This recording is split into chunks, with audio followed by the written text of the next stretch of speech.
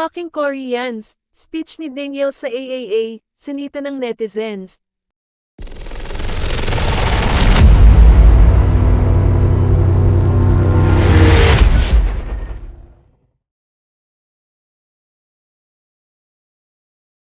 Usap-usapan ng pagkakabalita kay kapamilya star Daniel Padilla matapos niyang tanggapin ang Fabulous Award sa naganap na Asia Artists Awards, AAA, na ginanap sa Philippine Arena kamakailan.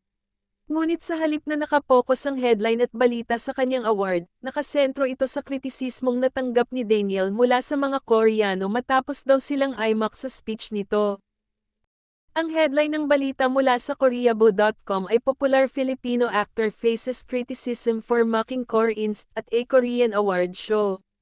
Hindi umano nagustuhan ng mga Korean netizen ang informal greeting ni Daniel na anyang at bahagyang natawa pa. Narito ang ilan sa mga komento at reaksyon ng netizens. Why did that guy laugh after saying anyong? That sounded so disrespectful. Imagine how dumb you must be to greet an informal anyong and then laugh afterwards in an awards show where the honored guests are primarily Koreans. I know he got multiple side yes.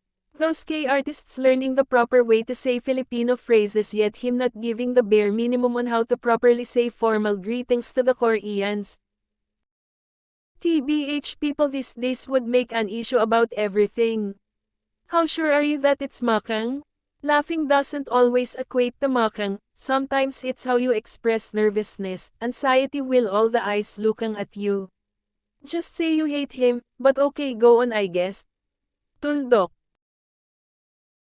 Pagtatanggol naman ng mga tagahanga ni Daniel, maaaring may kinalaman pa rin ang hate comments na ito sa hindi pa matapos-tapos na isyong hiwalayan nila ng ex-girlfriend na si Catherine Bernardo, na nakatanggap din ng Fabulous Award. Samantala, wala pang tugon, reaksyon, o pahayag ang kampo ni Daniel o ng ABS-CBN, Star Magic kaugnay sa isyu.